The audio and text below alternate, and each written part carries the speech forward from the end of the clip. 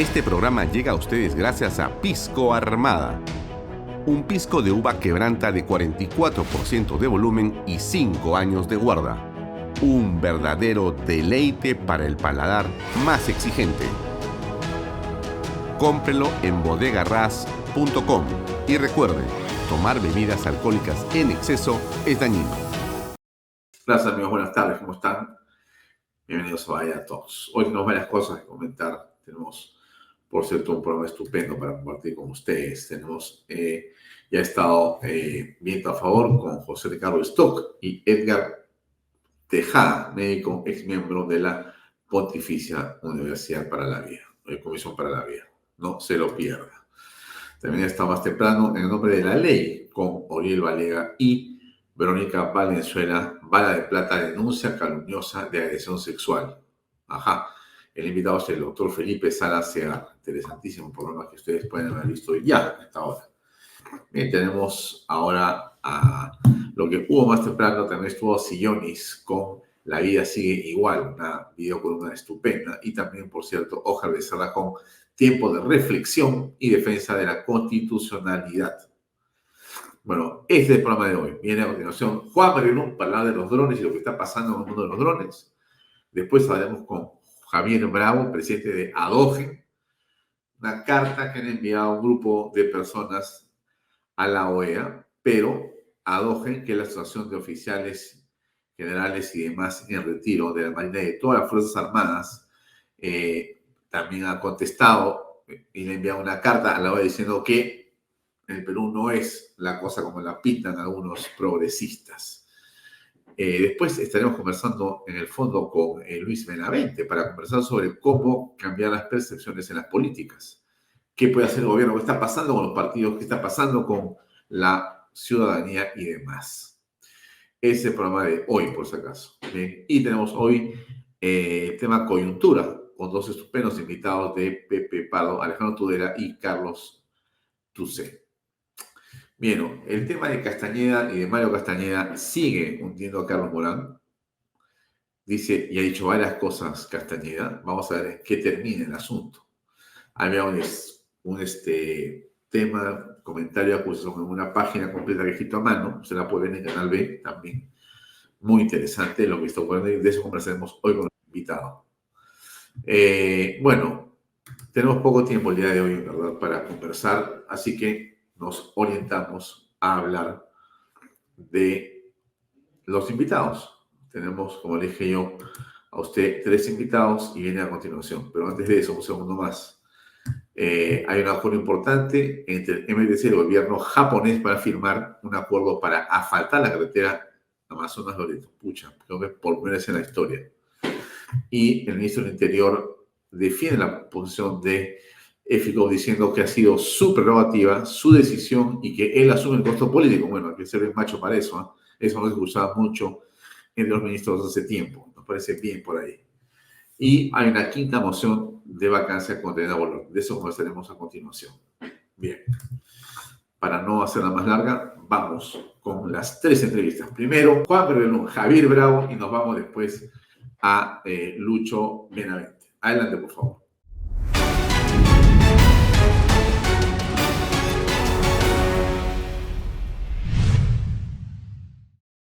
Bien, amigos, estamos ahora con Juan Marilón de UAV Latam. Juan, gracias por acompañarnos. Un placer.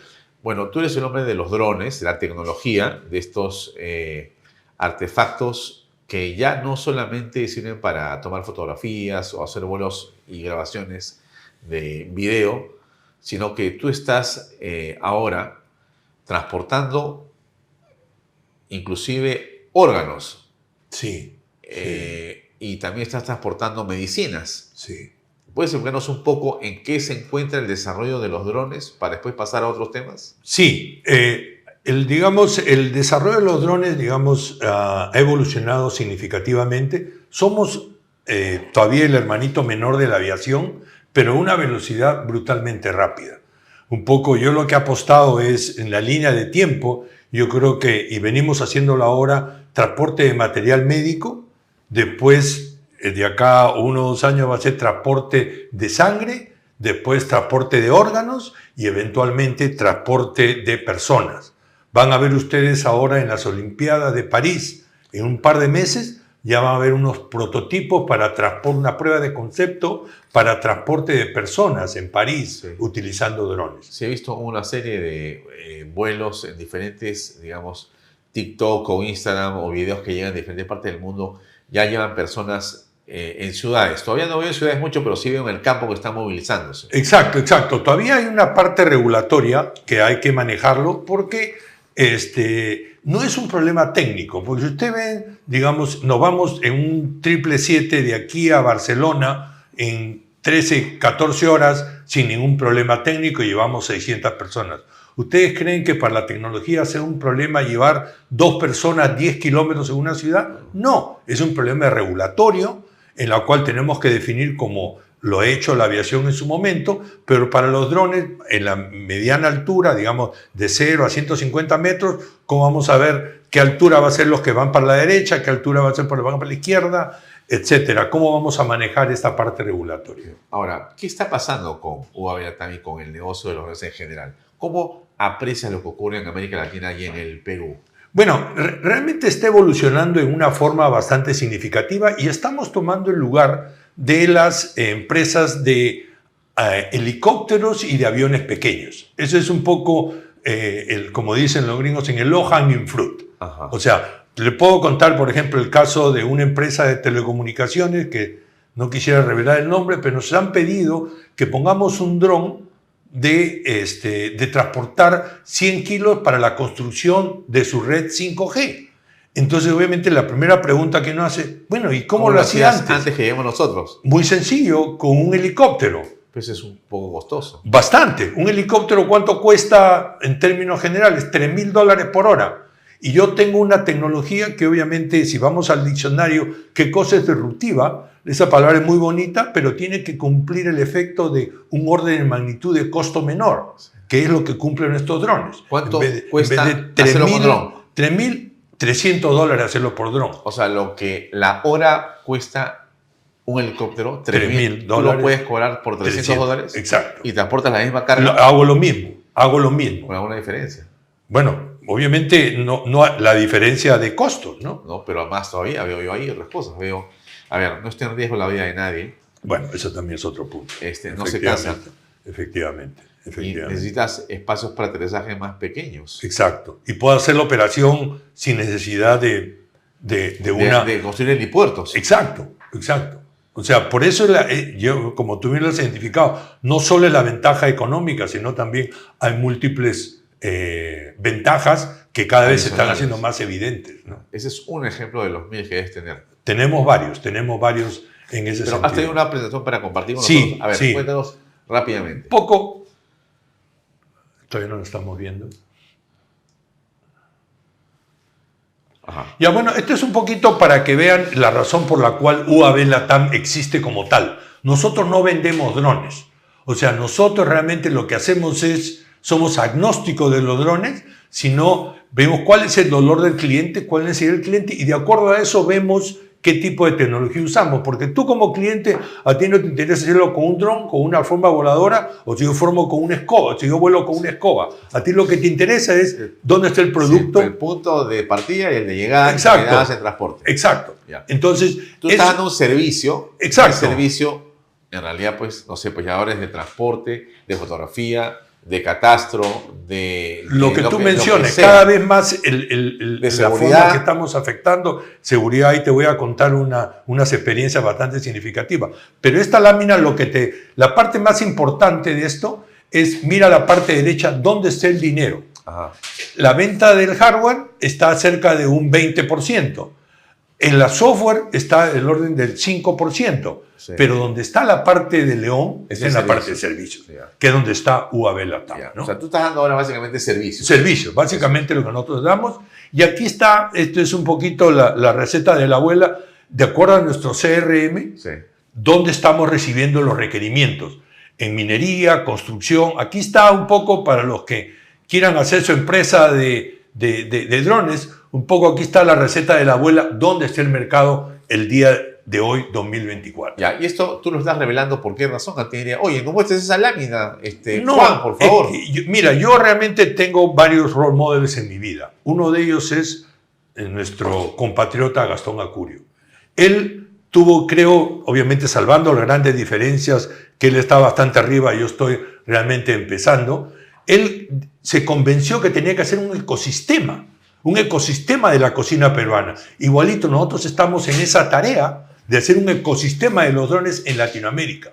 Obviamente va a haber más de uno que va a utilizar esto, pero igualito, también Gastón Acurio tenía sus 2 o 3 restaurantes y algunos les iban a quitar a los clientes, pero se cree el ecosistema y ya vemos ahora que hasta en cualquier rincón del planeta todo el mundo sabe lo que es una cocina peruana. Sí. Igualito, en el caso de los drones, nosotros lo que queremos hacer es profesionalizar el mercado. O sea, eres el Gastón Acurio de los drones. Bueno, ojalá que pueda llamarme de esa forma. Muy bien, sigue contándonos entonces. Entonces, nosotros transformamos los desafíos, o sea, nosotros vamos donde un cliente y decimos, ¿dónde está su dolor? Sí. ¿Dónde está lo que le aprieta el zapato? Y de acuerdo a eso, nosotros hacemos las soluciones.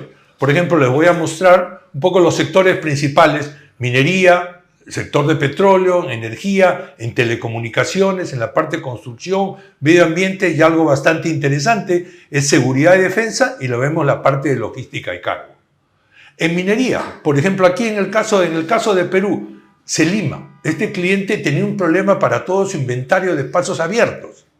Tenía unos errores de cerca del 20-25%. Nosotros con los drones le hemos hecho el cubicaje y hemos reducido sus errores casi a menos de 3 o 4%.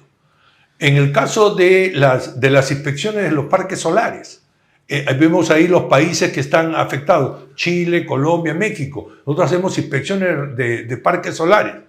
Después, las inspecciones de los oleoductos en Argentina, lo hemos desarrollado también. En telecomunicaciones, en casi todos los países hay red de telecomunicaciones y nosotros trabajamos con un cliente bastante grande que nos permite desarrollar todas las inspecciones en las torres de telecomunicaciones. Pero lo que pasa es que los clientes de telecomunicaciones cada vez son más sofisticados. Al principio se estaban tranquilitos cuando yo les daba una foto, después querían video y después quieren que con inteligencia artificial les diga cómo está la antena y cómo está la torre y todo, que lo guarde. Y cada vez el cliente demanda más. Eso tiene su buena parte, que es te fideliza más al cliente. O sea, contra más información le das, el cliente se acostumbra más a ti y eso es una parte importante a pesar de que te exigen mucho más, ¿no? Y vemos también otra parte importante en el megapuerto de Chancay, en la cual creo que tú estás bastante involucrando, sí, ayudando. Claro. Nosotros hemos hecho un trabajo para ayudarlos a facilitar eso en el plan de desarrollo urbano, que creo que no está muy avanzado. Sí, pues. Entonces es algo que se tiene que hacer, pero no vamos a empezar pues a tener un ejército de ingenieros llevando teodolitos por toda esa área. Hagámoslo con drones. Nosotros hemos hecho ya un proyecto piloto y venimos trabajando en ese sentido, ¿no? Igualito también el caso de México. Ellos le llaman, para todas las barrancas, que son nada más que son los márgenes de los ríos. Hemos hecho trabajos de evaluación en ello, ¿no? En la parte, esto es lo que le decía en seguridad y defensa. Le voy a decir una cosa y espero acá que no cree mucha polémica, pero en las cárceles están usando drones. Sí. ¿De qué magnitud? Creo que poca gente lo sabe, inclusive el que les habla tampoco lo tenía muy claro. En un país nos pidieron, oiga Juan, yo creo que aquí en esta cárcel hay algo que no me está oliendo bien con los drones.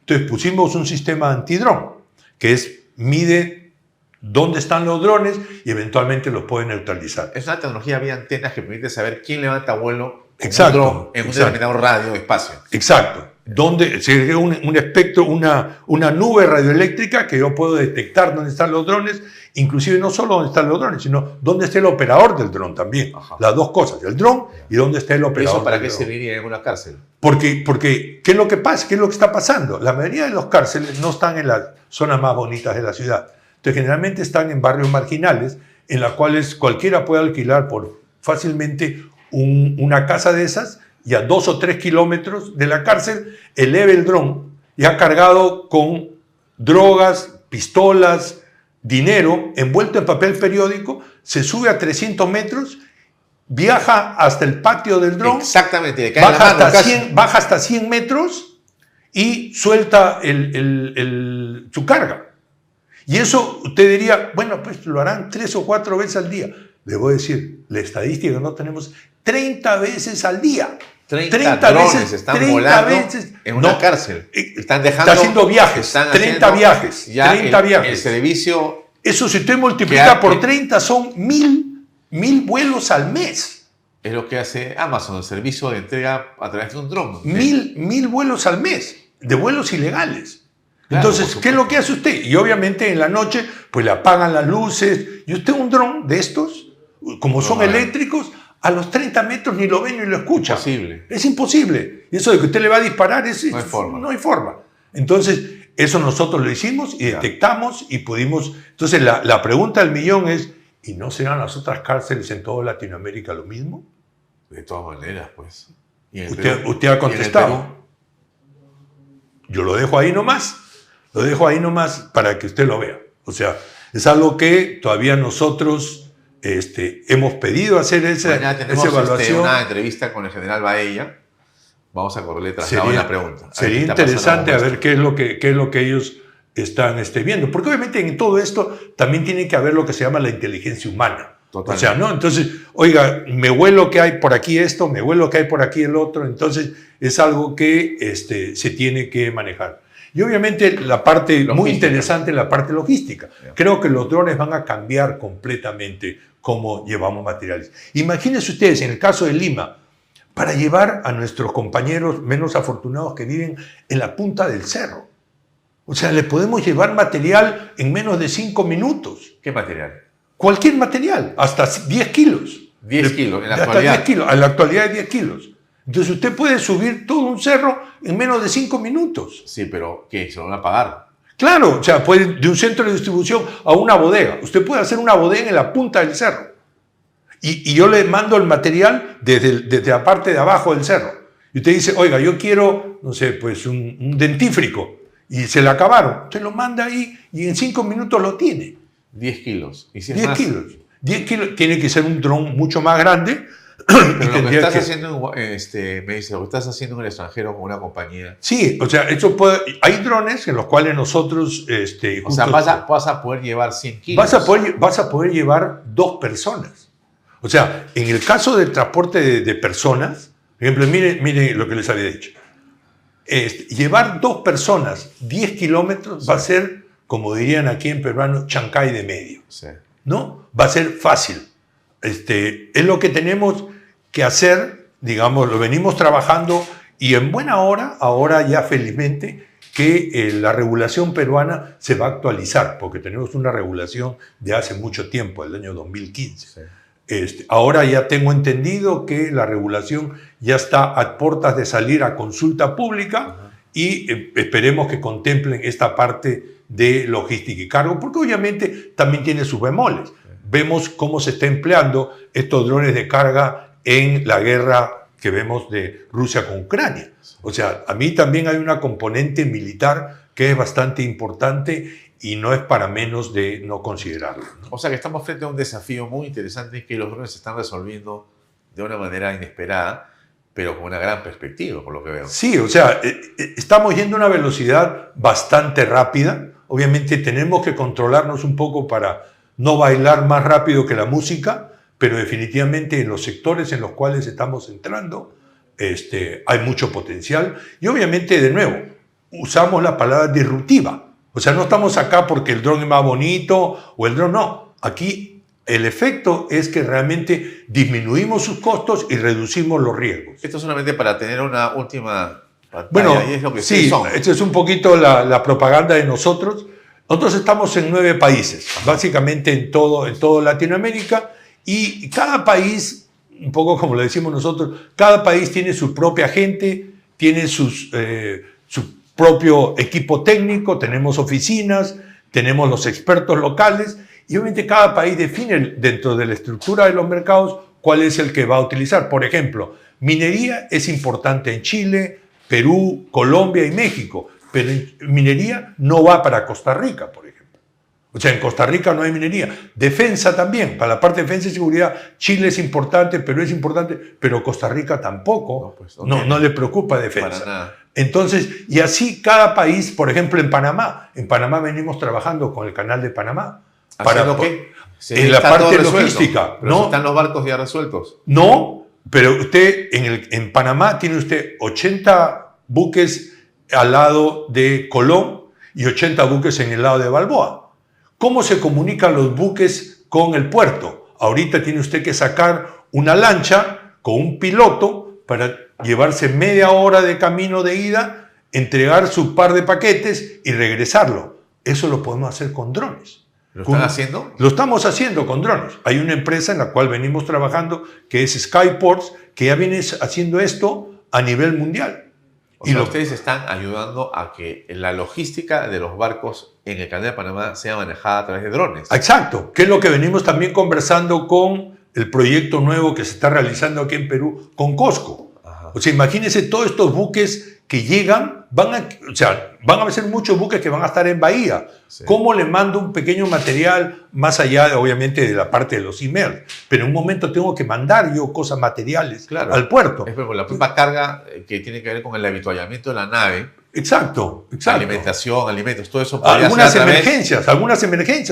Por ejemplo, ¿no? Una emergencia de un material médico de suma urgencia. Lo puede hacer en minutos. En minutos, exacto. Sale de un hospital del Callao y llega ahí en menos de una hora. Estás diciendo, Juan, de que puedes transportarlo desde Lima hasta allá. También, por ejemplo, otra de las cosas, esto lo venimos también conversando. Mire usted, y sabemos los retos que van a hacer para el transporte de material entre Chancay y Lima. No pretendo yo decir ahorita que puedo transportar un contenedor, pero sí puedo transportar, como le digo, hasta 100 kilos esas distancias, ¿no? Que creo que pudieran haber ciertas oportunidades comerciales para ello, ¿no? Sí. ¿Cuánto tiempo toma un dron llegar desde el Callao más o menos hasta un Chancay? dron toma... Son 70 kilómetros. Exacto. Un dron toma de esa velocidad 70 kilómetros a la hora. ¿En una hora? Sí, en una hora. Eso es algo increíble. Yo le digo, yo he estado viajando por el mundo y yo tengo un amigo que vive a 80 kilómetros de mi casa. Sí. Y yo... ¿Tú vives en Dallas? En Dallas. Y llego en 45 minutos. Lo que aquí en Lima, para llegar a Chancay me demora 3 horas. Y media. De ida y posiblemente igual o más de regreso. Exacto. Entonces, yo creo que hay muchas oportunidades para este tipo de tecnología que va a ayudar, inclusive, en estos nuevos proyectos que va a haber acá en el Perú. Muy bien. Qué interesante, Juan. Hay que poner en contacto porque este mundo de los drones recién comienza, ¿verdad? ¿No? Exacto. Estamos, como digo, somos el hermanito menor de la aviación. Van a ver ustedes toda esta transformación que tiene que ver también con la parte eléctrica. Van a ver ustedes, probablemente yo ya no esté sobre esta tierra, pero la mayoría de los grifos se van a convertir, porque ya van a haber carros eléctricos, entonces ya no va a haber gasolineras, pero entonces van a haber vertiports, que son aeropuertos para los drones en las gasolineras. Entonces yo voy a poder llevar porque yo creo que todavía va a pasar cierto tiempo hasta que yo reciba una pizza en el patio atrás de mi casa. Eso va a tomar un tiempo, pero sí llevar material. En Estados Unidos. Sí, pero es un poquito riesgoso. Sí, pero yo creo que de tu casa. Sí, pero yo creo que lo que va a pasar primero va a ser de centros de distribución a centros de distribución. Ya, eso sí, de todas maneras. Eso sí va a pasar, ¿no? El hecho de que te llegue una pizza a tu casa con un dron es algo que todavía está por considerarse, ¿no? Muy bien, Juan, gracias por esta extraordinaria información. Hasta otro momento, entonces. Muchas gracias. Amigos, vamos a una pausa y seguimos con el programa. Adelante.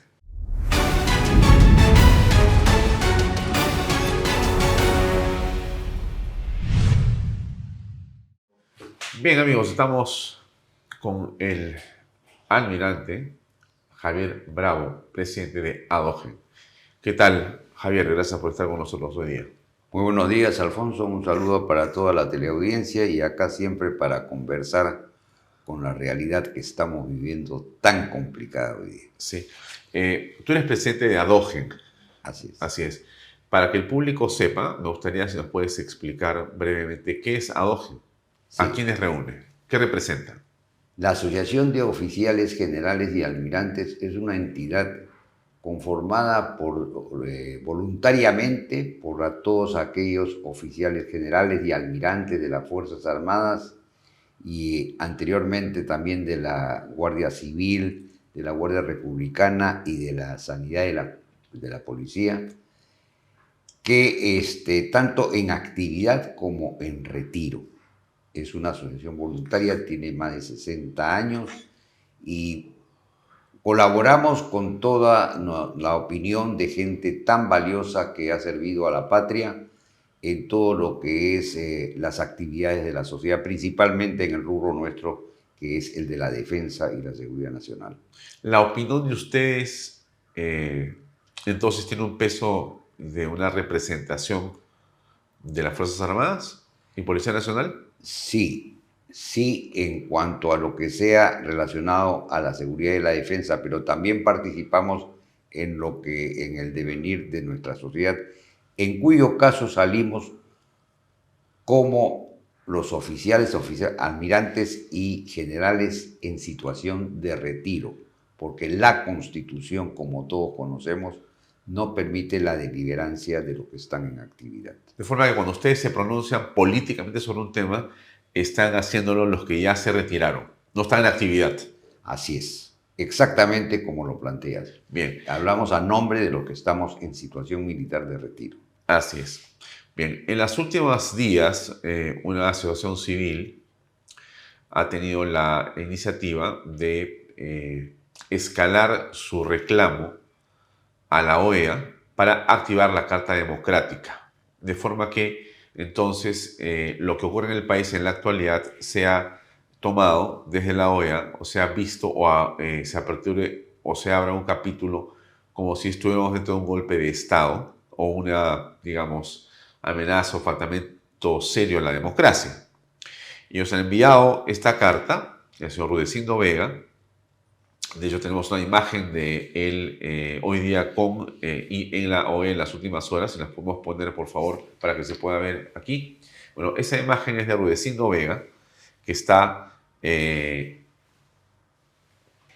exactamente. Dice Reunión OEA Perú, ese es el tuit de Rudecindo Vega. Dice: importante y larga reunión con la representante de la OEA en Perú para tratar sobre nuestro pedido de activación de la Carta Democrática Interamericana.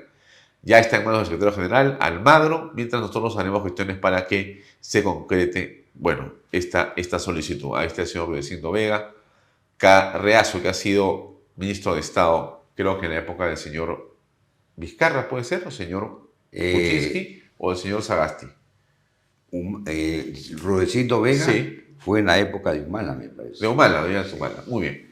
Bien, entonces, esta es la carta, pero a esta carta ustedes han respondido con una carta también, donde más bien se dirigen también a la OEA. Si podemos poner la carta, por favor, que ha enviado Adógen. Esta es la carta que está dirigida al señor Luis Almagro, secretario, en relación a la carta enviada por las otras personas. Ustedes, ¿qué es lo que piden o dicen en esta carta para no leerla? Por favor, explícanos. Naturalmente, nosotros decimos que en el Perú no hay ninguna situación que no esté dentro del marco de la legalidad de la Constitución en cuanto a las acciones que se han tomado principalmente en el sistema judicial. O sea, no hay en este momento un faltamiento al orden constitucional. No hay ningún faltamiento al orden constitucional. De hecho, nosotros esta carta está hecha en forma abierta para adhesión de la población. Y justamente hoy día anoche la hemos cerrado y seguramente entre hoy y mañana la estamos entregando no solamente acá, sino también en Washington. Con la adhesión de varios ciudadanos, además de ustedes, entonces. Por supuesto. O sea, además de los oficiales y demás en retiro que hacen esta emisión o emiten políticamente esta opinión, ustedes han pedido la firma de los voluntarios de la sociedad que quieran sumarse a esto. Y han tenido una respuesta inmediata. Hemos tenido una muy buena respuesta. Estamos integrando y en el transcurso de la mañana ya debemos tener consolidada el documento donde nos oponemos terminantemente a esta iniciativa que ha presentado la asociación esta civil que se denomina Iniciativa Democrática. Naturalmente, donde está toda la progresía denominada también caviar, en algún segmento, presente ampliamente. En este caso, pretendemos nosotros que los demócratas tengamos una respuesta contundente a esta falacia que están presentando ante la OEA. Sí, ahora, básicamente el argumento de ustedes es que ¿qué está ocurriendo en realidad con el JNJ cuando hay esta pugna por el poder, tanto en el JNJ como en la Fiscalía? ¿Ustedes cómo la aprecian? ¿Como parte de, digamos, una disputa por el poder? ¿Algo que afecta el sistema democrático? ¿Cómo lo ven ustedes? Nosotros vemos esto de que desde hace más de 20 años hay todo un proceso de copamiento del Estado y fundamentalmente se ha evidenciado en lo que es el sistema judicial. La Junta Nacional de Justicia sabemos que es apéndice casi. Un apéndice, exactamente. ¿Quién lo creó? Lo creó Vizcarra. Martín Vizcarra, el presidente, cuando él deja de lado la institución que antes veía el tema de los jueces y demás, creó entonces la JNJ. Así es. Que le ha servido para fines políticos. Así es. La crea en lugar del Consejo Nacional de Magistratura. De la magistratura, exactamente.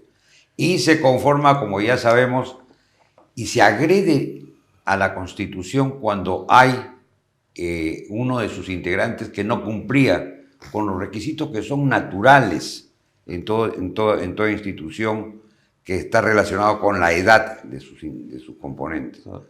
En este caso, la doctora Tello tenía, creo que la doctora Tello, ¿no es cierto? Sí, la doctora Tello. Tenía ya la edad pasada, pero ellos interpretaron, digamos, que el reglamento podía ser, o la ley podía ser interpretada o vista de otra forma, y se quedó. Así es. Esa es la circunstancia que ha ocurrido y que ha traído, de hecho, un enfrentamiento y una circunstancia que no se resuelve aún. Hasta ahora no se resuelve. Sabemos que hay un fallo del Tribunal Constitucional y que todavía falta un proceso en el Poder Judicial. Pero lo de la edad es una cosa que se aplica casi universalmente. En las Fuerzas Armadas, cuando uno cumple antiguamente 60 años, uno pasaba al retiro. O la otra condición era 40 años de servicio en las Fuerzas Armadas. Tú no podías ir a servir, a pedir que interpreten la ley para quedarte. No se puede. No se puede. Sería una cuestión bastante ilógica y más bien podría ser sospechosa también, ¿no? Es realmente muy preocupante eso, porque entonces ya entraríamos a un esquema de su eficacia. Así es. Que en este caso parece también probada, ¿no? O sea, que existe un interés de quedarse por unas razones distintas a servir al país. Así es. Bien. Ahora, ¿cómo aprecias en general, Javier, que es bueno tenerte acá hoy día para conversar sobre la coyuntura política en unos momentos? ¿Cómo ves la situación actual? No hablamos, o sea, cuando la última vez que conversamos, no había los eventos de los relojes, no existía el allanamiento de la casa de la Presidenta de la República, no existía esta circunstancia que se ausentó aparentemente unos días del gobierno o 12 días la señora Presidenta de la República para hacer unos retoques seguramente de carácter estético. No existió esta conflagración en la Fiscalía aún. Conocemos la JNJ, pero no la Fiscalía. Ahora el tema ha escalado y estamos con un exministro que señala que su abogado, que es el abogado de la presidenta, a su vez, había querido intervenir de manera ilegal o ilegítima, pidiéndole a un policía que le dé información, en fin. ¿Cómo aprecias lo que está ocurriendo en este momento? A mi juicio, estamos en una situación sumamente difícil y que puede llevar a una convulsión muy grave en el país por todos estos sucesos que día a día se van incrementando y se van complicando. Acá hay una lucha clara por la toma del poder y recuperar el proceso que venían siguiendo de copamiento del Estado. Hay una pérdida en este momento de influencia de lo que se denominan los caviares en instituciones del Estado. Acabamos de ver algunos resultados en la propia Junta Nacional de Justicia, el problema que se viene en la Fiscalía de la Nación próximamente, cuando se cumple el día 6 de junio el tiempo de suspensión de la fiscal de la nación. Ajá. Y todas estas cosas han hecho perder espacio a los caviares y han entrado en una especie de desesperación por esa pérdida de poder y están por todos lados, a mi juicio, actuando ya de una manera hasta desaforada. Entonces están creando un escenario muy complicado que ojalá no termine en una solución como la que tuvimos anteriormente, en que se dé una situación, quizá no en el Congreso, pero sí el temor que existe de que en algún momento se pueda producir una renuncia, lo cual generaría una situación muy complicada en el país. Pero parece que la renuncia es una salida que tú crees que está cada vez más cerca, o sinceramente crees que la señora Boluarte puede llegar al 26. Yo como demócrata pido que Dios nos ayude y que llegue hasta el 26. Es el escenario menos traumático para nuestro país. Ayer conversábamos con Renzo Ibáñez, es un joven político del Partido Aprista, ¿no? Sí. Y entonces Renzo decía algo que te lo voy a repreguntar. Él decía, bueno, lo que pasa es que si tú sostienes a Boluarte, ¿quiénes la sostienen? Los demócratas, los que creen en la institucionalidad democrática, los que creen en la república, que sienten que la, estabilidad del país es lo más importante, ¿no? En este momento podrías llamarle a ello, que son los que están en el centro o en la derecha. Y curiosamente, quienes llevaron a la señora Boluarte al poder, el izquierdismo y el progresismo, quieren que se vaya. Entonces, si el centro y la derecha sostienen a Boluarte, en realidad se va a endilgar su gobierno al centro derecha, cosas que no corresponden, porque el centro derecha jamás votó por ella, ni votaría por ella. Cierto. Pero aquí se produce una circunstancia muy rara, ¿no? Porque quienes la sostienen no la quieren, jamás votarían por ella. Y quienes la quieren sacar del poder votaron por ella y la llevaron al poder.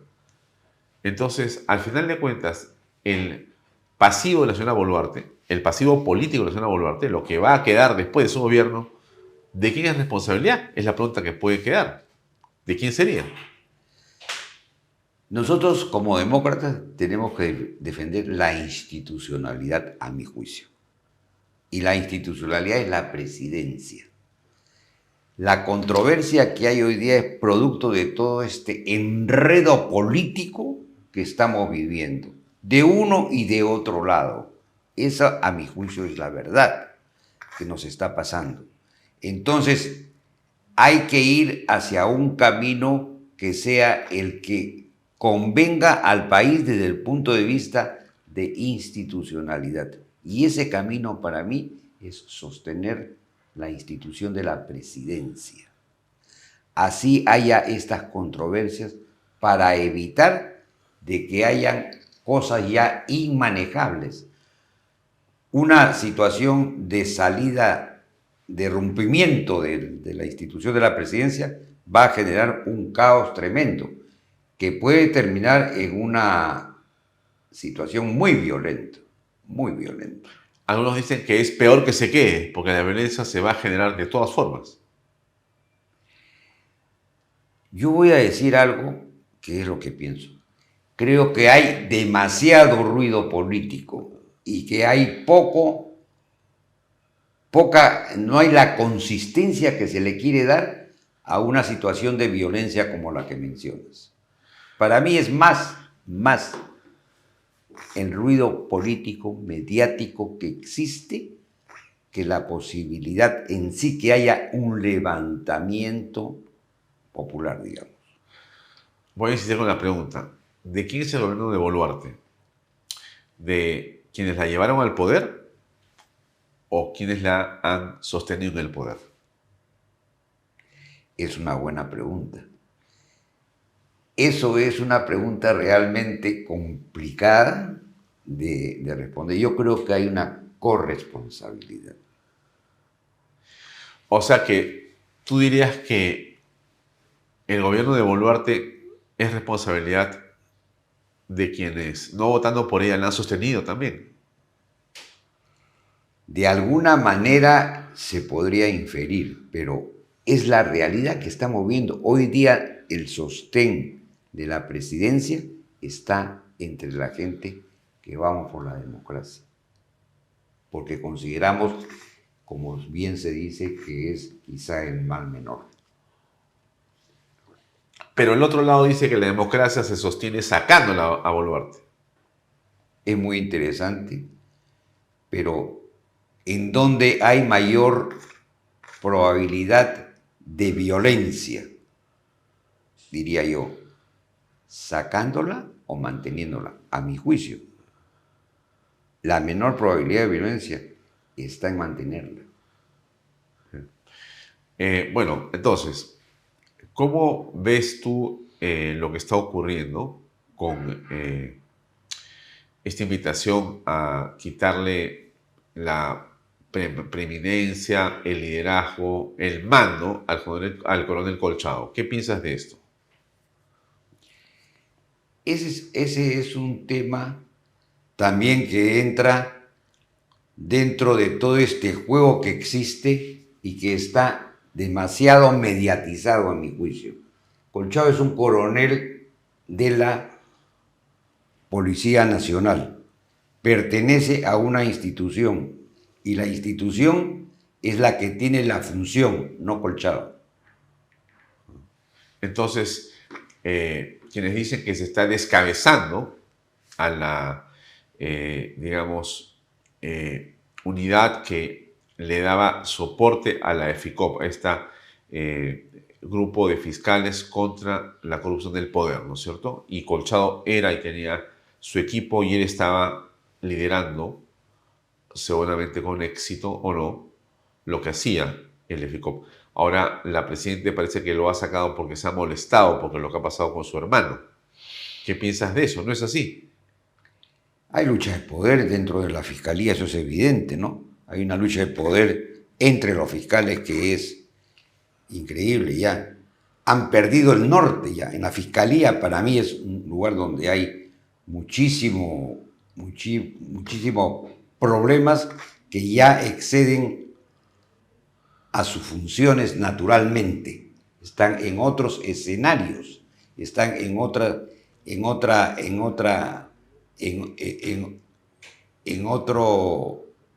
quehacer. Que se puede decir claramente es quién tiene mayor poder para hacer lo que desea políticamente utilizando a la fiscalía. Ahora, la fiscalía se ha erigido en un poder político. Ya no es solamente un poder de persecución del delito, sino políticamente sus decisiones, sus investigaciones, la apertura de las mismas, tiene una evidente connotación política de oportunidad, ¿no? ¿Tú lo ves así o es una exageración? Lo veo así. Lo veo así. Ya se perdió el norte en la fiscalía.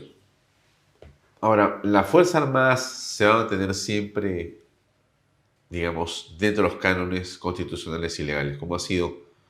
Pero, ¿qué cosa pasó con el golpe de Vizcarra? ¿Cómo explicas tú lo ocurrido ahí? Porque ahora se va a investigar eso, se va a abrir un capítulo ahí. Sí. Hay una acusación constitucional en marcha, ya se han producido los primeros, digamos, partes de este proceso. Se nombra a Vizcarra, se nombra a Del Solar, se nombra a varios ministros de Estado como los responsables de lo ocurrido.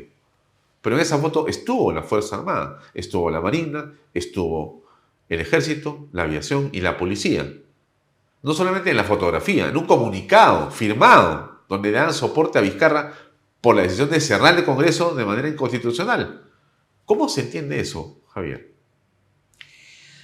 Lo de la foto de Vizcarra es un tema que los actores lo explican como una situación natural cuando son convocados por el presidente que se tome una foto. ¿Correcto? Muy bien. Pero explico, perdón la repregunta. Puede ser muy claro y muy cierto lo que dices. es algo natural en un momento natural, en un momento parsimonioso, en un momento de tranquilidad. Pero en la noche de un golpe de Estado que ha ocurrido hace horas, o de un rompimiento constitucional, o un cierre del Congreso, no es, digamos, un momento natural. Es un momento bastante complicado y tiene una connotación política. ¿Qué fue lo que pasó? Mucha gente se pregunta esto. Bueno, habría que preguntárselo directamente a los actores, naturalmente. ¿Cuál es tu reflexión? Yo he conversado con algunos de ellos y más o menos lo que he recogido es lo que estoy planteando, de que ellos fueron convocados por el jefe supremo de las Fuerzas Armadas en ese momento, que era el presidente de la República. Asistieron. Y es natural que cuando van a una reunión con el presidente, una de las primeras personas que entra es el fotógrafo a tomar la foto. ¿Ok? Entonces, muy bien. Vamos a decir que eso está.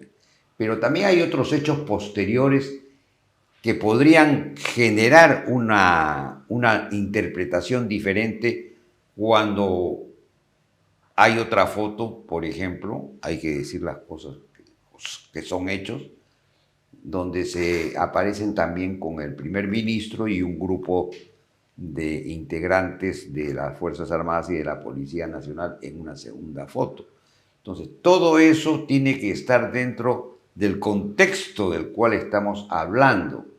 ¿Allí hay una interpretación política? Sí la hay y existe, y se ha discutido muchísimo. Yo creo de que en el juego que hizo Vizcarra, hábilmente utilizó todas estas cosas para sus fines. Si las personas se dejaron utilizar, ya eso hay que preguntarlo naturalmente a ellos. Insisto que es una cosa la foto, que puedes decir, no lo vi, no me di cuenta, me dijeron que no era a publicar, perfecto. Pero otra cosa es el comunicado. El comunicado cerró la página. Yo estaba viendo televisión. Ese comunicado sale como a las 11 de la noche. La foto sale como a las 9:30. Y todos estábamos pegados a la Constitución, porque Sí. había habido un golpe de Estado, era evidente. Y la presidente era la señora Mecha Arauz. Era evidente. Sí. Entonces había que darle un sostén constitucional e institucional y darle soporte político a ella. Y la foto fue un primer impacto. Pero el comunicado cerró la página. Ya no había nada que hacer. Ahora, ¿qué distinta ha sido la actitud de la Fuerza Armada y Policía Nacional cuando ocurre el golpe de Estado de Pedro Castillo? Bueno, después de lo que vi yo con Vizcarra, no obstante mi respeto, mi aprecio absoluto por la Fuerza Armada y la Policía Nacional, me quedé sorprendido gratamente por lo que pasó con Pedro Castillo. Fue una reacción inmediata, una actitud patriótica, no sé si le parece instantánea, pero fue en segundos o en minutos. La actitud de la Policía Nacional de Fuerza Armada fue indubitable. Y estamos todavía respirando gracias a ello.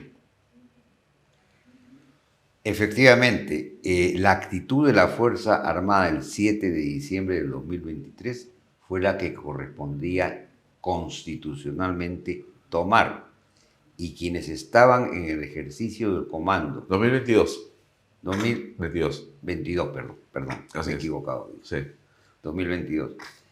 Esa actitud que se tomó es la que correspondía constitucionalmente y fue tomada de una manera absolutamente unánime. No hubo, como todos conocemos, fue una actitud institucional de defensa de la democracia. Y yo tengo la seguridad plena de que ojalá que no se requiera de una situación, de tomar una decisión en una situación similar, que no hay que descartar. Acá en nuestro país sabemos de que las cosas suceden a veces de manera muy inesperada y en los momentos menos creíbles, ¿no? Entonces, ahora, pero ese comentario suyo, Javier, ¿cómo lo interpretamos? como usted lo desee, mi querido Porque Alfonso. yo digo ahí, estamos listos, ¿no? Como usted dice, estamos listos, estamos preparados, puede ocurrir en realidad, pues la Fuerza Armada y la Policía son un sostén, ¿no? Son un soporte, son en realidad, no sé si es como la última ratio del Estado mismo, ¿no? Sí. De la nación, ¿no? Porque si eso se resquebraja, todo lo demás queda pues prácticamente a merced del enemigo, ¿no? Cualquiera que sea, interno o externo, ¿no?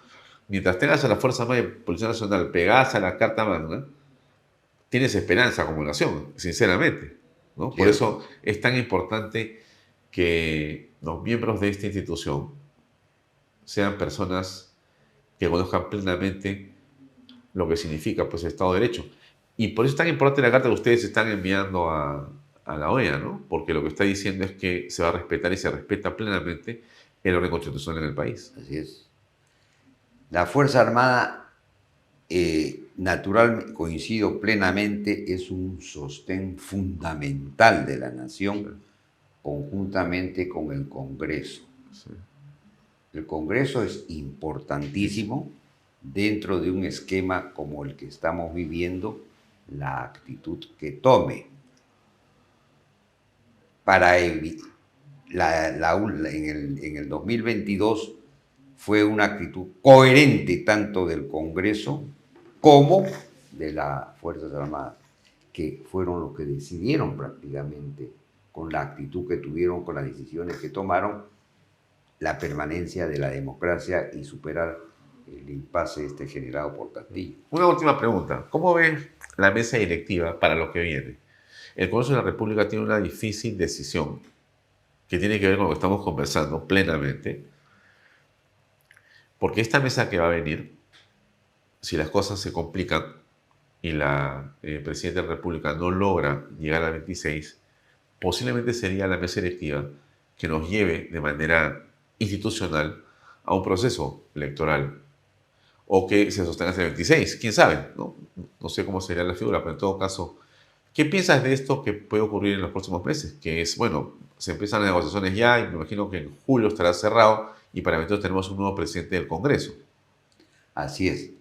Esta elección del Congreso es importantísima para la vida del país.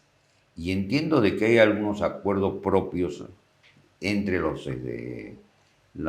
grupos integrantes del Congreso, de que hay una rotación dentro de la mesa directiva y que le correspondería a uno de los partidos que actualmente está.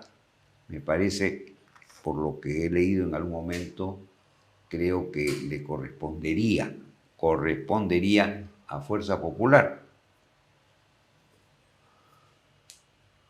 Mientras que estemos dentro de un esquema de una elección donde no haya nada de extremos, creo yo de que la conformación de la mesa directiva abre un abanico de esperanzas hoy día. Ojalá que sea así. Muy bien. Javier, gracias por acompañarnos esta edición de Bahía Talks. Muy amable. Gracias a ti, Alfonso, y un saludo para toda tu teleaudiencia. Gracias. Vamos a una pausa, amigos, y continuamos con el programa.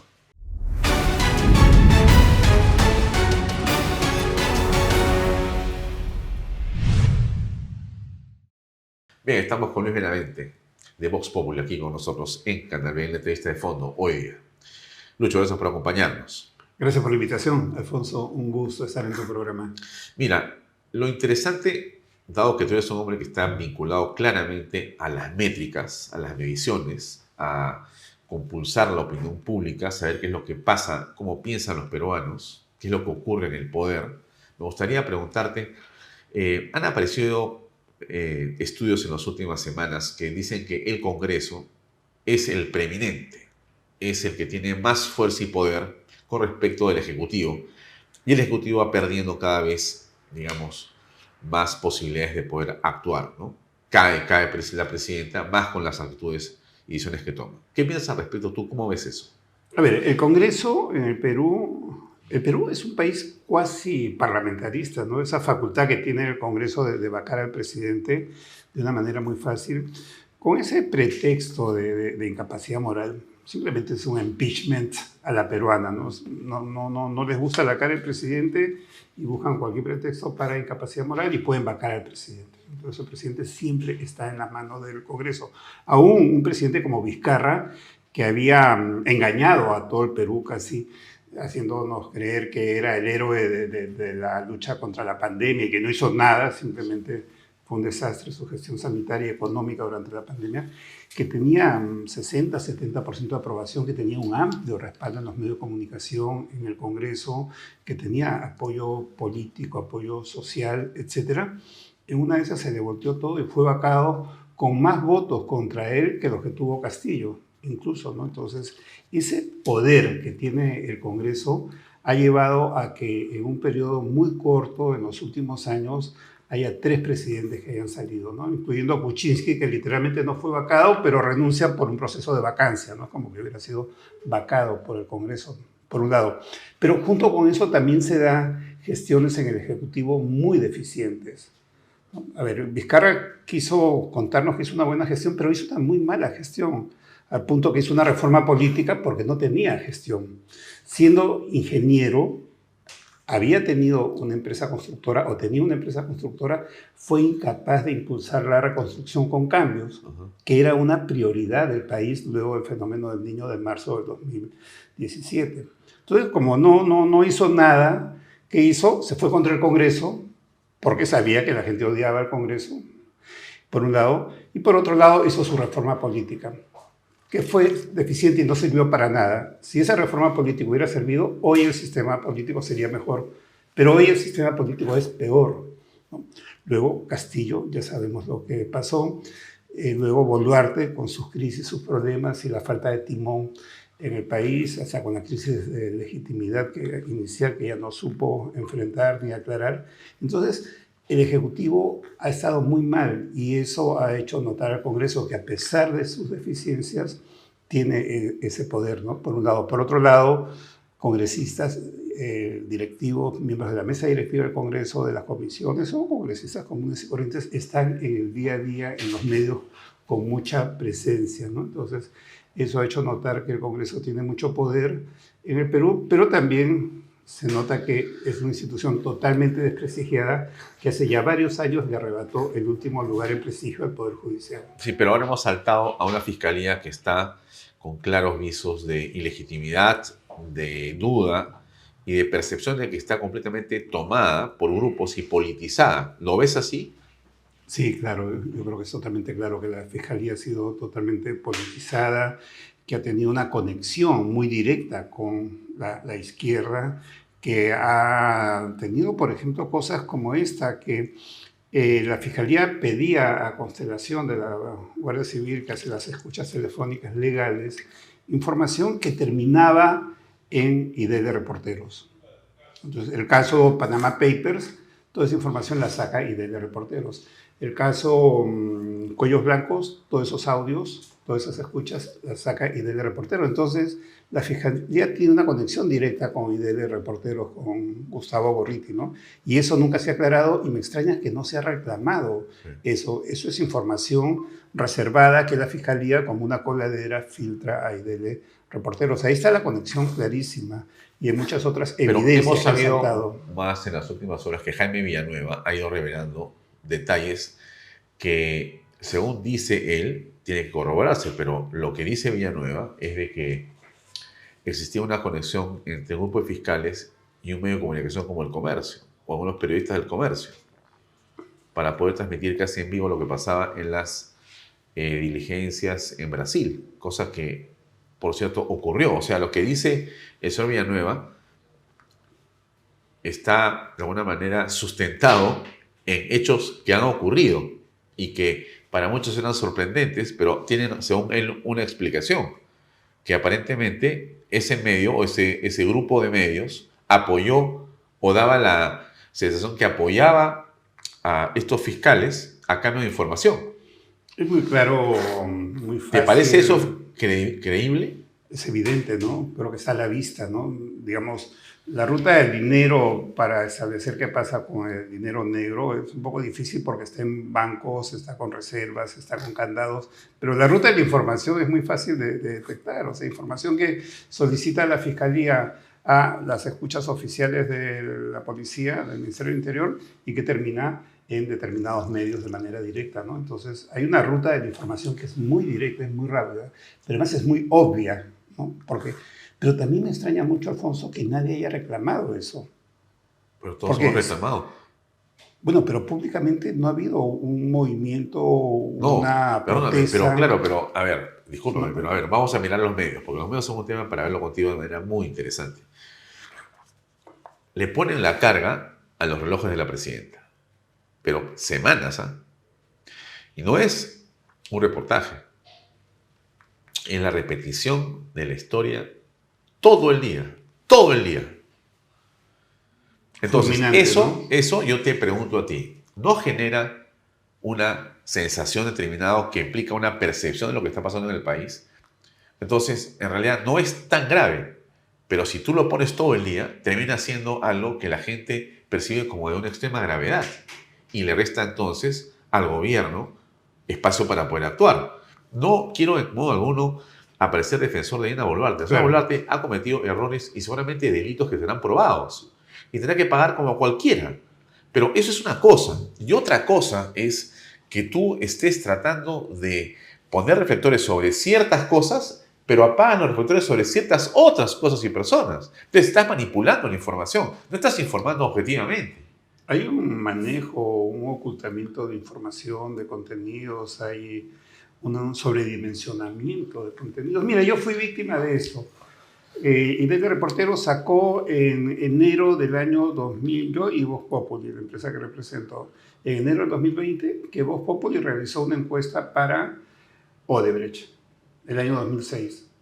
Y eso salió, y varios medios se lo creyeron, y alguna gente se lo creyó. En 2006 no existía Voz Populi. Voz Populi tiene registros públicos en enero de 2007 y reconocimiento de SUNAT el 1 de abril de 2007. En 2006, en junio, no existía a ese punto, ¿no? Y yo estuve pidiendo a IDL Reporteros que aclaren eso.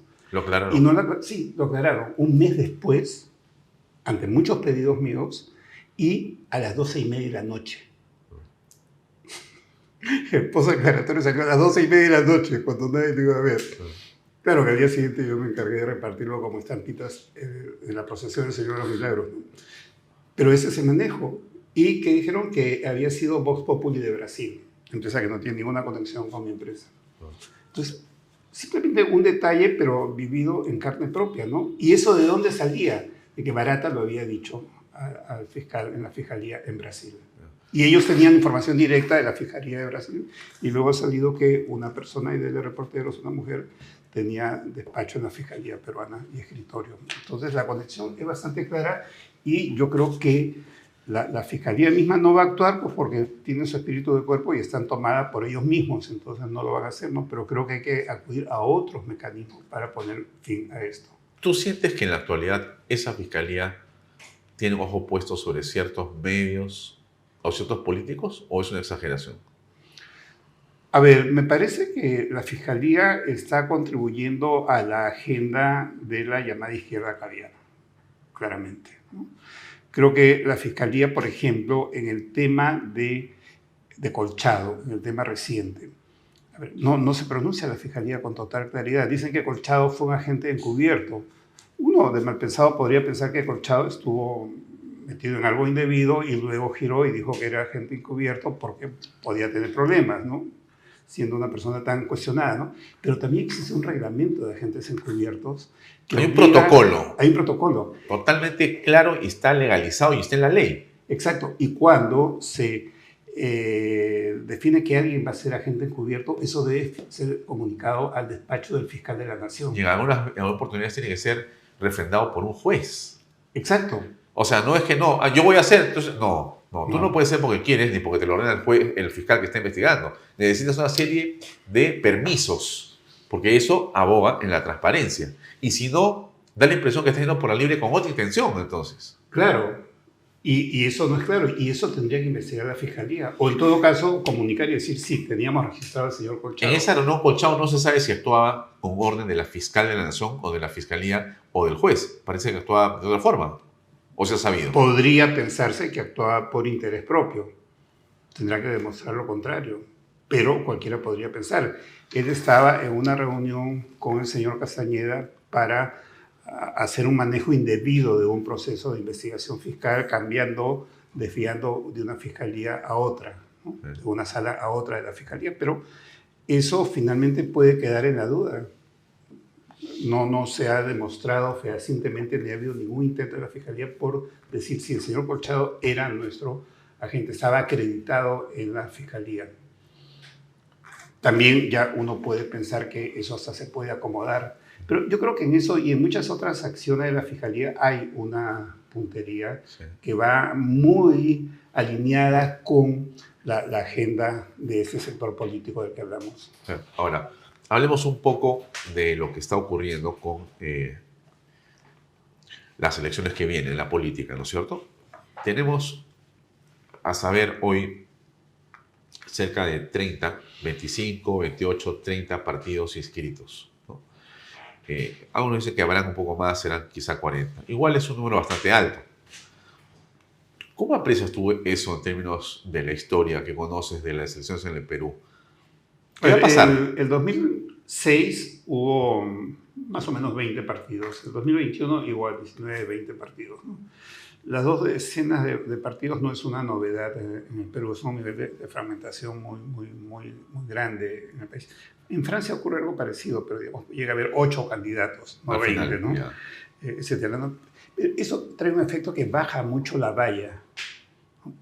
Del 2001 al 2016, los dos que pasan a segunda vuelta suman 2/3 del electorado. El 2021 suman 1/3 del electorado. Wow. Eso es peligrosísimo. Porque la valla baja tanto que cualquiera puede pasar. La representatividad termina siendo pues muy pequeña. Claro, solo un tercio... ¿Has pasado por cuánto? Con 12, con 11%. Solo 1/3 de votantes están representados en la segunda vuelta. Y pensemos que en la primera vuelta hubo ausentismo. Claro. Entonces, ese tercio es menos en términos reales. O sea, ese hombre que gana o esa mujer que gana no es necesariamente de todos los peruanos, sino de un pequeño grupo de peruanos. Claro. Que fue a votar, que empujó la campaña. Finalmente pasó. Keiko y Castillo del 2021 suman 32% de voto, si mal no recuerdo, pero hay 30% de ausentismo. Entonces, ¿eso qué significa? Suman 22% del voto. Ajá. Entonces, con 22% del voto deciden la segunda vuelta. Y un 78% no está representado en la segunda vuelta. Entonces, ahí puede pasar cualquier cosa. Es muy peligroso. ¿Ves posibilidades de alianzas? ¿Ves sí, bloques? ¿Ves bloques? Se están trabajando alianzas, hay en este momento esfuerzos, intentos de hacer alianzas. No sé si van a tener un final feliz esos intentos, ¿no? En el Perú las alianzas no han funcionado como sería la lógica política electoral europea, que es inconcebible ganar una elección si no es con alianzas, ¿no? Y si un partido no logra la mayoría, lo primero que hace es buscar aliados para poder tener mayoría, para poder hacer el gobierno, ¿no? Para poder tener, si el sistema es indirecto, para tener los votos en el Congreso, etcétera, ¿no? En el Perú, las alianzas han sido vistas como una especie de asociación ilícita. Ah, ya se juntó con tal. Entonces, juntarte con tal, ven todo lo negativo de tal, no lo positivo. Entonces ya, por juntarte con tal, te echan una cruz. Entonces nadie quiere exponerse a eso, ¿no? Y eso es una razón que ha tenido bastante fuerza en el hecho de que no haya habido alianzas en primera vuelta en el Perú, ¿no? Pero ahora el nivel de fragmentación es tan fuerte. Y por otro lado también hay un hecho, ¿no? Siempre la derecha ha criticado a la izquierda, que la izquierda va muy dividida, pero en realidad la derecha va más dividida. Si tú ves en todos los procesos electorales, más candidatos hay de derecha que de izquierda, si suprimimos al medio, ¿no?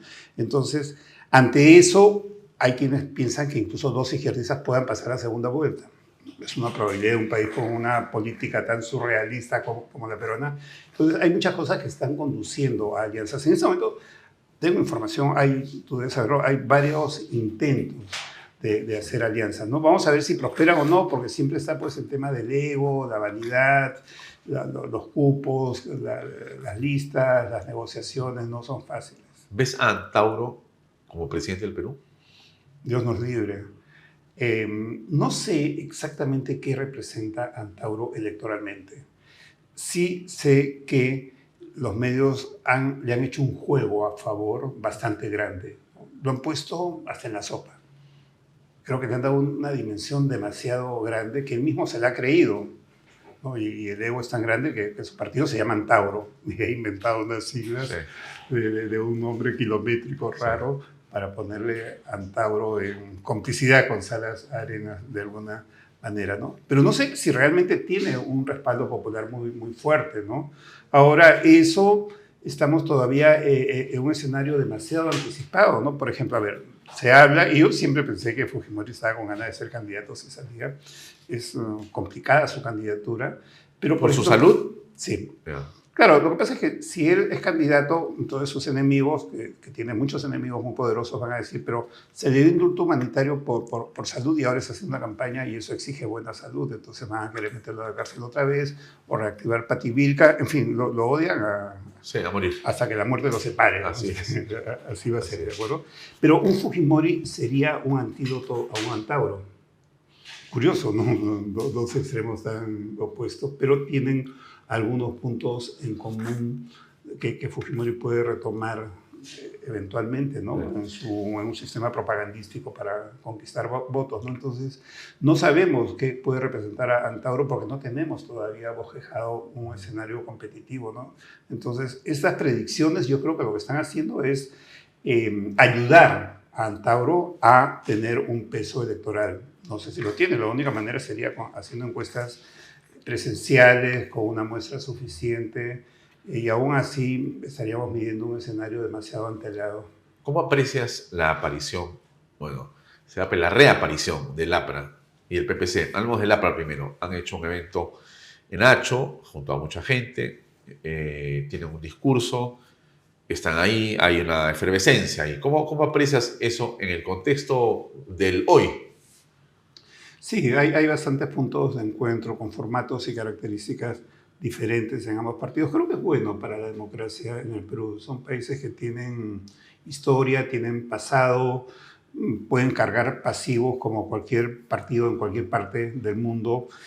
Los partidos han sobrevivido en el mundo por la alternancia, ¿no? El problema en el Perú es que hemos tenido líderes históricos eternos, perpetuos, que han cargado una mochila que los ha llevado para abajo a ellos y a sus partidos. Y no ha habido esa alternancia, ¿no? Entonces, en Inglaterra, en Reino Unido, en España, en Estados Unidos, en Francia, los partidos se renuevan con nuevos líderes y el propio sistema partidario echa a un costado al líder que ya cumplió su función, ¿no? Así es. Pérez Rubalcaba se fue a un costado, entra Pedro Sánchez, cumplirá su ciclo, pan a un lado y entrará otro.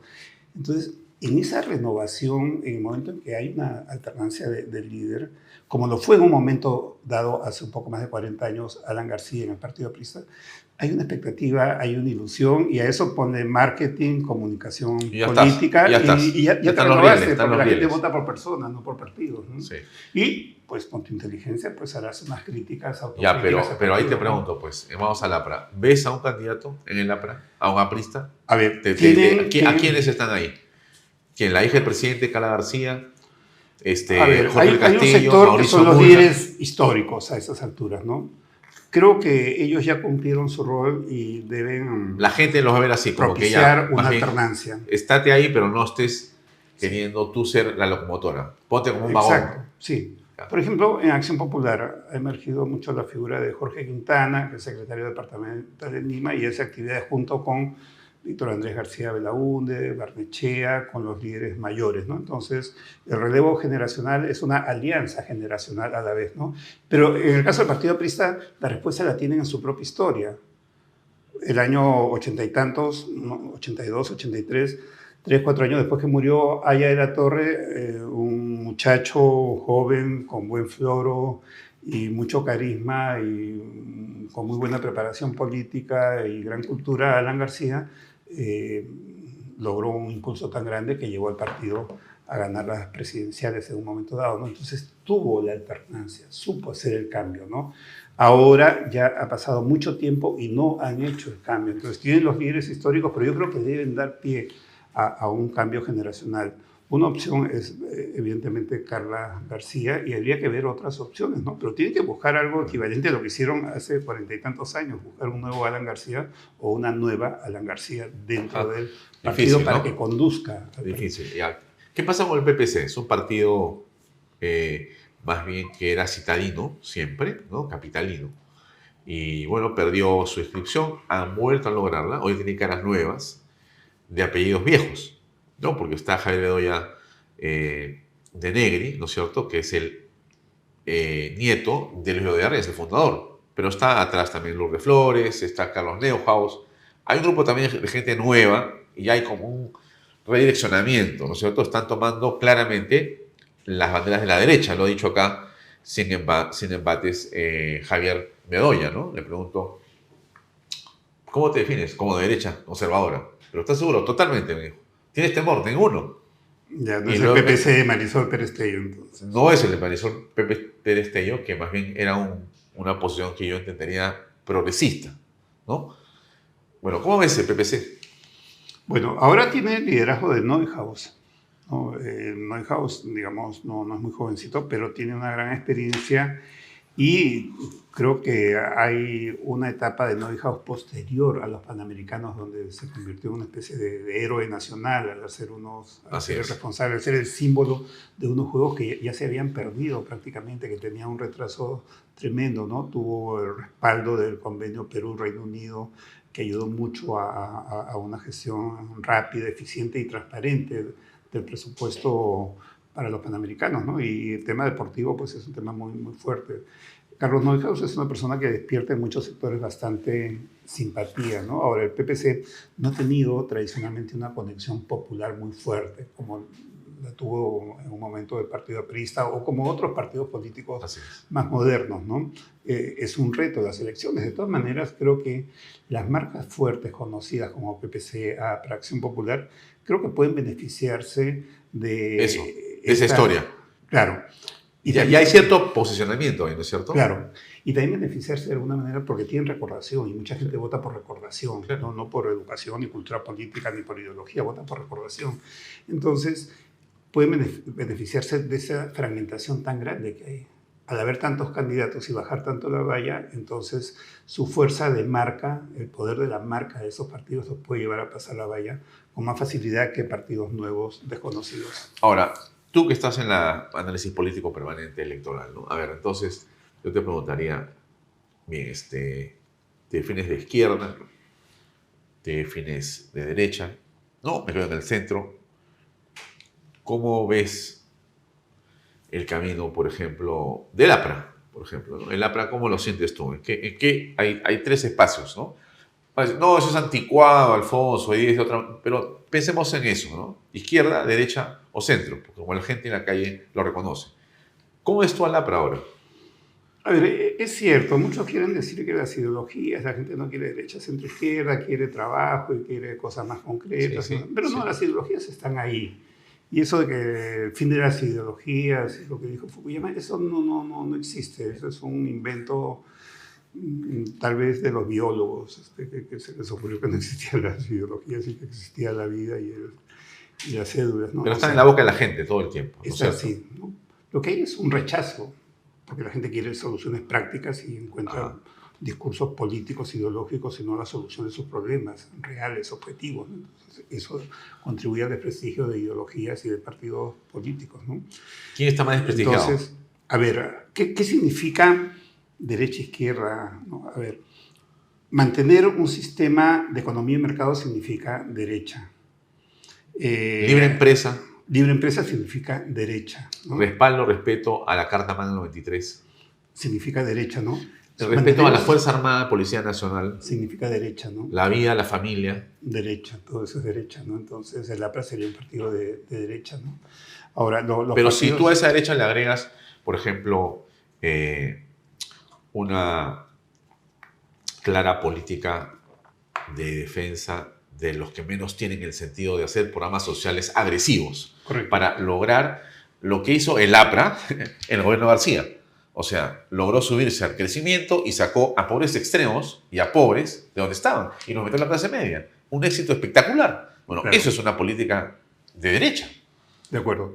Ahora, creo que ahí hay una palabra que estamos regalando en la derecha, Ajá. los conceptos y la palabra y el discurso de Por la izquierda, ejemplo. ¿no? Por ejemplo, la palabra inclusión. Eso que tú has dicho es 100% inclusivo. Claro, si a los pobres los sacas a la pobreza y los pasas a la clase media, Ya, ¿qué pues. más inclusivo que eso? Claro. Porque con eso aumentan sus posibilidades de educación para los hijos, de alimentación, Todo. de calidad de vida, de seguro, de futuro, de todo. ¿Qué más inclusivo que mejorar tu calidad de vida y tu nivel de ingresos, no? Pero esa palabra no la maneja la derecha. Yo no comprendo por qué la derecha no defiende derechos humanos. ¿Cuál es el problema? No veo debería ningún problema. existir ningún No tendría que problema. haber ninguna incompatibilidad. Al contrario. ¿Por qué la derecha no No hay- defiende el medio ambiente? No hay ninguna incompatibilidad, pero hemos regalado todo. Sí, esos dos eso. escenarios, ¿no? Porque el derecho humano es el derecho al trabajo, el derecho a la inversión, pero no, el derecho a la felicidad, discúlpame que seamos tan románticos, pero es así. Claro, ¿Y correcto. cómo le das a la gente felicidad? Bueno, con trabajo. Con Y eso bienestar, con inversión, con trabajo. y con garantías y con confianza. Eso busca la derecha verdadera, ¿no? La popular quiere dar trabajo. Claro, y demostrar que eso es inclusivo, esa Claro. es la verdadera inclusión. Claro. No esa inclusión de discurso que está en la palabra y que no tiene aterrizaje real, ¿no? Entonces, Ahora, yo creo que la derecha tendría que rehacer. y cambiar su discurso, cambiar sus puntos de vista, por un lado, ¿no? Y por otro lado, también desmarcarse de un sector de derecha que ha sido corrupto, que ha sido mercantilista y que le ha hecho mucho daño al país, pues porque un sector que no le ha importado la inclusión, que le ha importado Para sus nada. negocios, Aunque no le importa ahora tampoco que la no le inclusión. importa ahora. O sea, que en pandemia hicieron plata y que buscan hacer dinero, pero no buscan generar en realidad más inversión ni más trabajo, sino plata. Y así Claro. no es la vida. Y buena parte de un sector empresarial que ha tenido complicidad con el Estado y que ha perjudicado al ciudadano, Muchísimo. ¿no? Entonces, el Estado, a través de Villarán, hace complicidad con Odebrecht y no sé cuánto. Y yo que vivo en Puente Piedra tengo que Tengo que pagar pagar un peaje. para entrar y salir. Claro, esa es la lógica de la gente. Dice, ¿cómo es posible, no? Claro, entonces viene mi rechazo al sistema. Pero esa es las empresas de derecha, si quieres de derecha, pero con un gobierno de izquierda progresista caviar, que era el de Villarán, soportado, Ujú. Dios mío, por un montón de gente bien rara, porque ahí hay partidos políticos también medios de derecha y también hay medios de comunicación coludidos en todo. Ese era un sancochado. Y los negocios de la izquierda, ¿no? Porque Odebrecht tuvo muy gran impulso gracias a Lula, al Claro, izquierdista Lula claro. en Brasil. Era ¿no? una Entonces, expresión y un brazo político sí. disfrazado dentro de una corporación. Entonces creo que hay que generar una derecha más responsable, más moderna, Más social. más ayornada, más inclusiva, más de defensa de derechos humanos, más de defensa del medio ambiente. No le veo ningún problema defender a los bosques, defender la inclusión, defender los derechos humanos, no hay ningún problema. Pero no los derechos humanos de los terroristas, No, los derechos humanos de todos, claro. del terrorista, No. y de los hijos de las víctimas de los terroristas, de las mujeres de las víctimas de los terroristas. Los que hay. policías, la Fuerza Armada.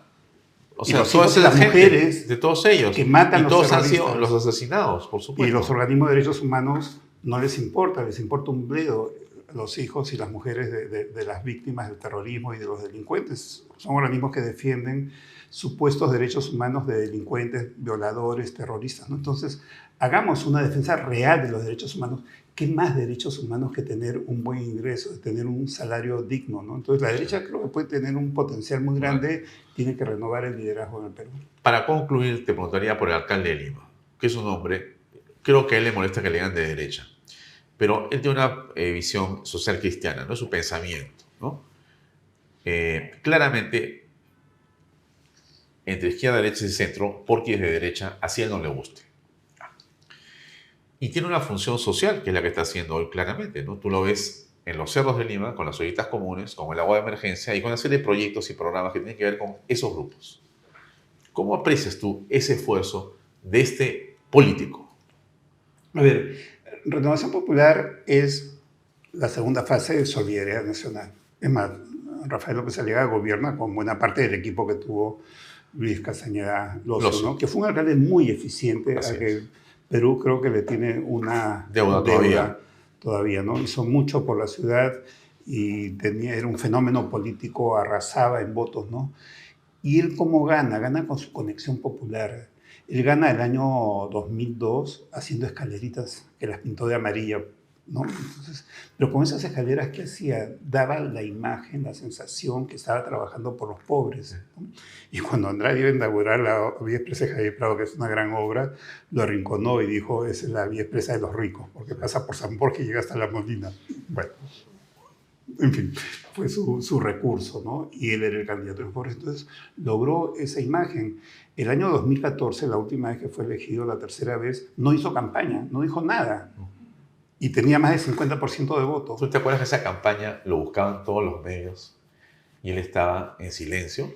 Claro, a eso le llamaba yo el sonido del silencio, pues, por la famosa canción. Yo me acuerdo que conversé con Lucho Castañeda en medio de esa persecución de medios y me dice, Alfonso, ¿qué hago? Me quieren sacar como son de creación. ¿Qué hago? Nada, le digo, usa tu celular. ¿Cómo? Tómate una foto, le digo, en el Metropolitano, tómate una foto en el mercado, tómate una foto y habla del problema que hay ahí. Y hizo eso. Y apareció en todos los medios. Ya ves, le digo, no tienes que decir nada. Entonces, pero esa es la marca que puso el partido también, no solo él, ¿no? Él puso esa marca del partido, social, ¿no? ¿no? El mismo nombre, ¿no? Sí. Solidaridad, ¿no? Creo que verdad, porque Lucho además es un ex pepecista, ¿no? O es un ex acción-populista. Acción Popular, sí. Pero su pensamiento era social cristiano. Yo conversé con sí. Lucho Castañeda sobre política y me dijo, yo soy un hombre que piensa sí. en la gente pobre. Y me hablaba de todo el aspecto, digamos, de la vida de las personas, ¿no? Entonces, eso es lo que él transfiere en vida al liderazgo de Rafael López Aliaga. Y cuando tú en tu pregunta me preguntas por las cosas que está haciendo en los cerros Rafael López Aliaga, lo primero que se me viene a la mente es las escaleras. Sí. Es lo mismo, está ya en esa marca partidaria, institucional, ¿no? Ahora, ¿dónde hay una diferencia en que López Aliaga no tiene el arraigo popular de Lucho Castañeda? Ajá. Hay algo ahí que no se ha ensamblado bien, ¿no? Son momentos más polarizantes que antes también. Sí, es otro momento. Es una realidad política distinta. ¿No? Hoy es polarizante. ¿No? Antes no era tanto. Entonces, ahí hay algo en su comunicación que no está bien. Que podría mejorar. Que podría mejorar. Para lograr eso que tú dices. Para que él logre un mejor resultado en la percepción de su gestión. Sí. ¿No? Entonces, creo que le falta esa parte, ¿no? Ha hecho una gran gestión. Pero él dice que la percepción es muy alta y que es baja según las encuestas porque él no paga mermeleros, no paga encuestadoras. Es lo que dice, te estoy contando lo que dice, tú lo has escuchado, no tengo que repetirlo. Yo no pago periodistas, yo no pago a medios de comunicación, no tengo en planilla periodistas que me avalan. Y tiene un Twitter muy pequeño, muy sencillo, que es donde están las obras dando vueltas, ¿no? Uh-huh. ¿Qué piensas de eso? Bueno, creo que hay que respetar la opinión de todas las personas, ¿no?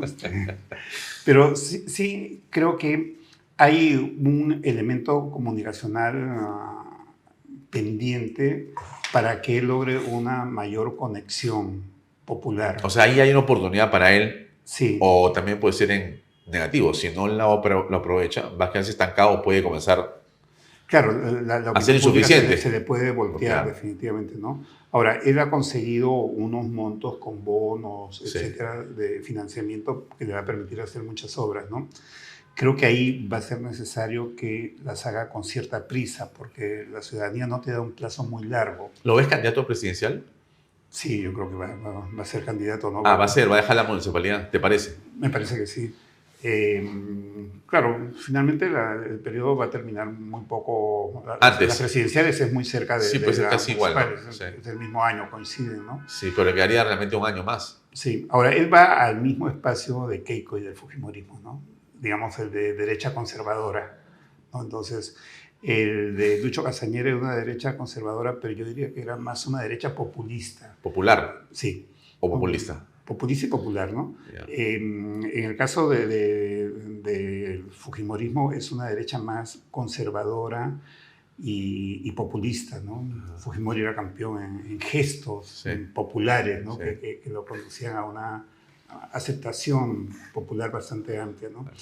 Ahora yo creo que los esfuerzos que está haciendo Rafael López Aliaga pueden darle resultados, ¿no? Está en una etapa en la cual hay mucha gente que no ha definido una posición respecto a él, pero eso va a ser una base para una eventual candidatura del 2026, si no es antes, por cierto. Interesante lo que viene por delante, entonces. Sí, claro. Lucho, gracias por acompañarnos. Muy amable. Gracias a ti por la invitación, Alfonso, y felicitaciones por Canal B.